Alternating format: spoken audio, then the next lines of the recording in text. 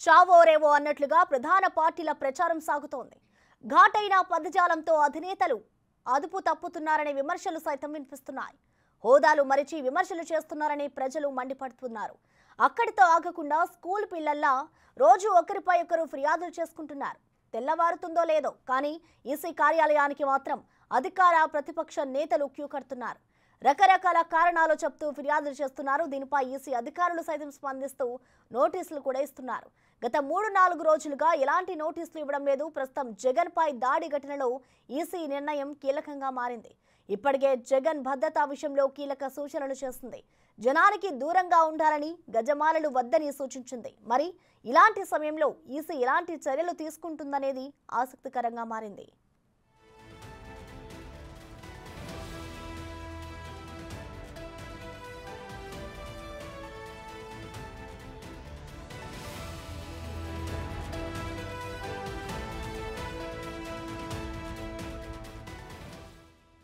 ఏపీలో పాలక ప్రతిపక్షాల మధ్య మాటల యుద్ధం ముదురుతోంది. చావోరేవో అన్నట్లుగా ప్రధాన పార్టీల ప్రచారం సాగుతోంది.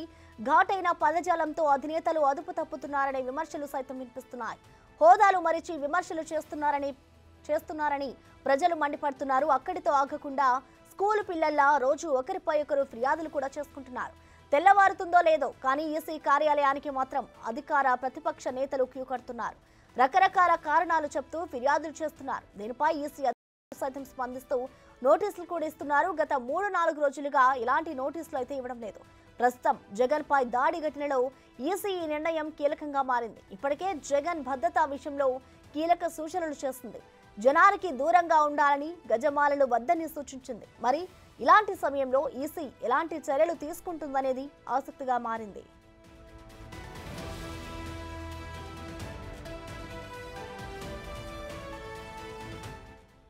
దీనికి సంబంధించిన మరింత సమాచారం మా ప్రతినిధి శివ లైవ్ తో అందిస్తారు. శివ, చెప్పండి, మొన్నటి వరకు ఇటు ప్రతిపక్ష అలాగే అధికార పక్ష నేతలు ఇద్దరు కూడా ఒకరిపై ఒకరు ఈసీకి అయితే కంప్లైంట్ చేసుకున్నారు. మొన్నటి వరకు స్పందించిన ఈసీ ఇప్పుడు జగన్ పై దాడి జరిగిన తర్వాత అయితే స్పందించట్లేదు అన్నట్లుగా తెలుస్తోంది. మరి ఇప్పటి నుంచి ఈసీ ఎలాంటి చర్యలు తీసుకుంటుంది అనుకోవచ్చు శివ?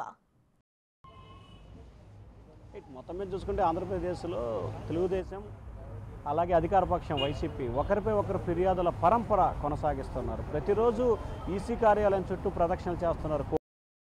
కోడ్ ఉల్లంఘిస్తున్నారని వీరు ఇట్లా ప్రతిరోజు ఫిర్యాదులు చేసుకుంటున్నారు. అయితే గత ఎన్నికల కోడ్ వచ్చిన దగ్గర నుంచి 4 రోజుల క్రితం వరకు కూడా ప్రతిరోజు టీడీపీకి వైసీపీకి మధ్యలో చంద్రబాబుకి, జగన్మోహన్ రెడ్డికి, పవన్ కళ్యాణ్కి కూడా ఈసీ నోటీసులు ఇచ్చింది.